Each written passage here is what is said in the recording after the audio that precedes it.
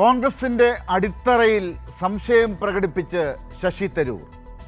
കേരളത്തിലെ കോൺഗ്രസിൽ നേതൃ ദാരിദ്ര്യമുണ്ടെന്നും ഇടത് സർക്കാരിൻ്റെ സാമ്പത്തിക നയങ്ങളെ പുകഴ്ത്തിയതിന് പിന്നാലെ ഉയർന്ന വിവാദം കെട്ടടങ്ങും മുൻപാണ് കോൺഗ്രസിനെ അടച്ചു വിമർശിച്ചും അവഗണിച്ചാൽ തനിക്ക് മുന്നിൽ വേറെ വഴികൾ ഉണ്ടെന്നും പറയുന്ന ശശി തരൂരിൻ്റെ അഭിമുഖം വരുന്നത്.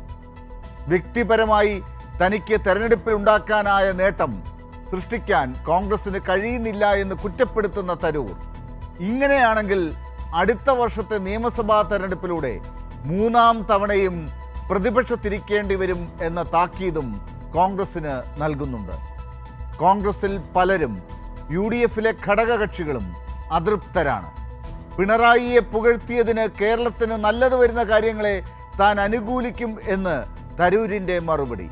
കോൺഗ്രസ് പ്രസിഡന്റാകാൻ മത്സരിച്ച തരൂർ കോൺഗ്രസിൽ ഇപ്പോഴും അനഭിമതനായി തുടരുകയാണോ?